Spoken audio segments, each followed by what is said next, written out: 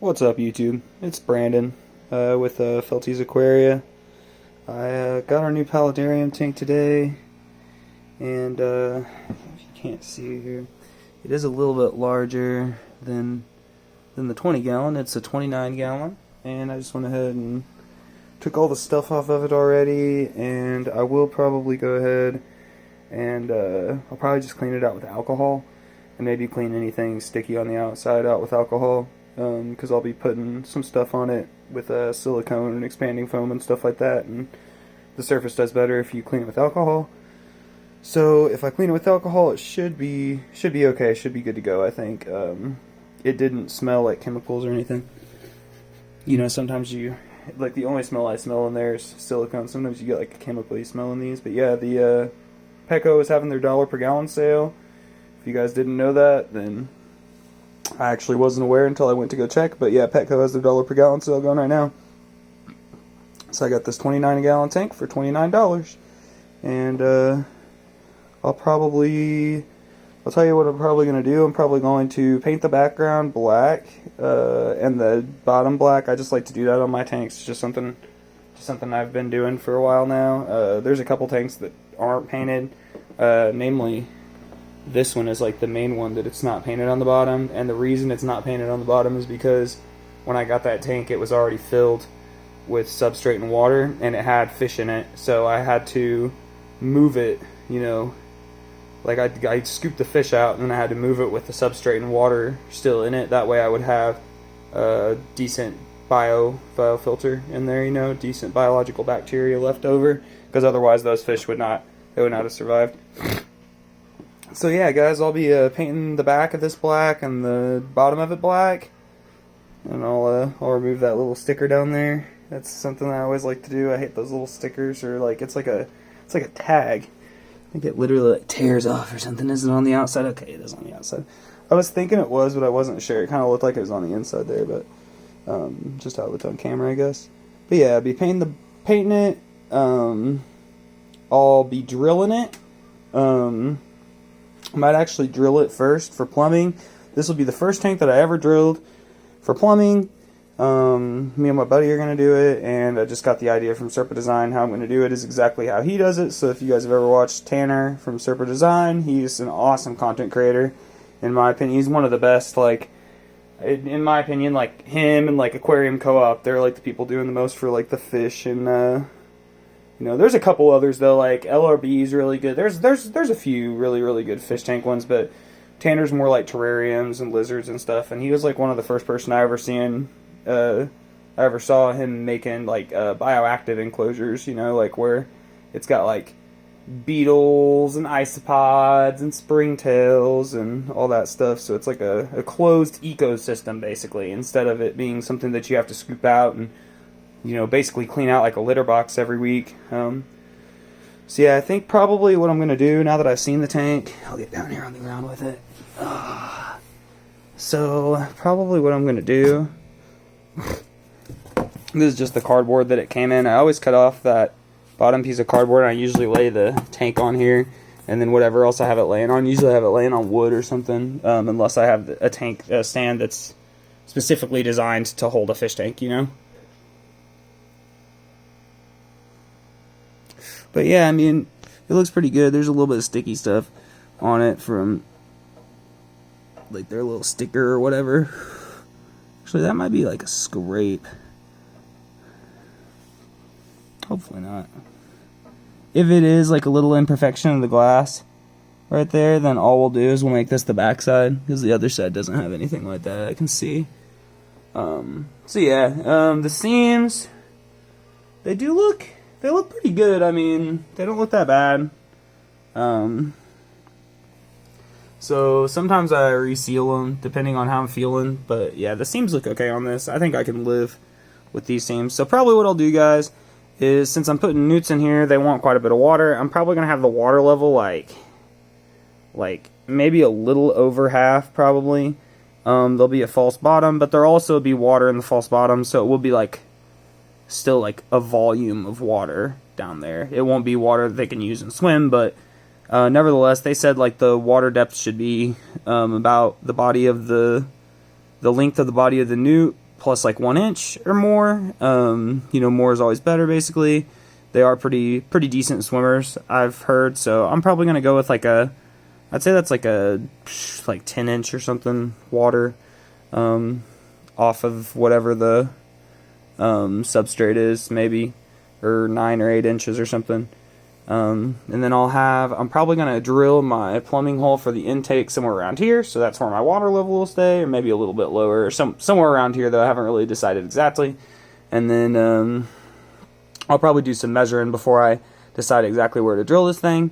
And then I'll probably put my outflow somewhere up in the corner, and then I'll build up a waterfall with expanding foam and other stuff. And probably what I'll do is I'll just have it go right down to here, and just here it's gonna be really hard to explain, but the waterfall will come down from the back and just kind of curve towards the middle of the tank, and you'll just have like smooth water flow coming into the tank to keep the water from being like stagnant, and you keep it moving from that. Probably have a canister filter on the back. I'm not really sure exactly which one yet. And then I also kind of want to design it in a way, if I can, where I can have it spill down the other side. So here's like a little chamber where the water spills into from that outtake. Maybe I'll have an overflow box up here, I'm not really sure. And then I might like try to make like a small gap like this on this side, so only a little bit of it leaks down here, and then make like a big gap over here that's a little bit lower, and hopefully it goes down both of them, more down the front one and then a little bit down the side one. And then I'm thinking about putting like an island here, that instead of using like the regular terrarium substrate that the newts are gonna be messing around in when they're on land, I might just put like planted tank substrate in there and make it to where the water can get in there and just keep the roots wet, and put something like a crypt in there and grow it immersed. I really want to grow a crypt in here immersed, and that crypt, that really big crypt I have, if let's say the island was like right here, like the waterfalls up here, right, and the water spills down, and the island's like right down here somewhere, maybe like this tall, so like a little more than halfway up the tank, and then I put that giant crypt for my 20 gallon in there. I think it would grow really, it might have like a little bit of die-off, but I've heard they don't really have too much die-off switching from aquarium to submerged to immersed growth, basically. More like they have die-off from immersed to submerged. I've heard they grow really good in immersed growth. Same with like Anubias, so if I really needed to, I could put like a giant Anubias there, I guess, but I really want to try to put that crypt and incorporate that into the design, and just having that big crypt there, and it'll be higher up, closer to the light, it won't have water on the leaves, and so those leaves will really soak up whatever light I'm giving it. And if I can't get it to turn red, like red still, or I can't get the other plants I have in here that I want it, because there's some other plants I'm going to keep that I want to turn red too, and so if I can't get them to turn red in here, I'll probably will just go ahead and get a second light, like a regular shop light, or like some floodlights like Tanner uses or something like that, and supplement the light. Yeah, so you can see, here's my leg. This thing's, I think it's 30 and a half inches, or 30 and a quarter, or something like that, by 12 and a quarter, or 12 and a half, it's something like that. And then it's like 18 inches tall though. So it's the same dimensions as the 20 gallon that I already have, so the lid that I have will fit on here, and the light that I have will fit on here. So I'll just need to get a new filter, and if the light is not powerful enough, I'll end up getting a second light. Since I don't have to spring for money on the lid or the initial light, it'll be a lot easier for me to get adequate lighting on here. A lot cheaper is what I mean, not easier. So yeah, guys, it's probably going to take me at least a second to get all this done.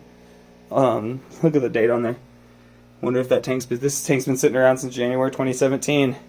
The silicone's dry rotted. I don't know if silicone dry rots like rubber and stuff does, but nevertheless, yeah. So I will be shooting that here soon. Sorry, I got a new air pump, and it is loud. That VivoSun air pump, man, it shoots air, but it is loud.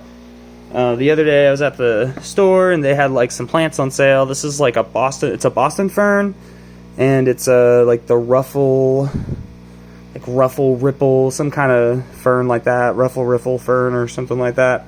I will be trying to incorporate that into the scape too. And so basically what I'm thinking, let me go at this one more time. So we got a waterfall. I'll show you guys from the top. It'll be easier to talk about what I'm talking about. Waterfall back here.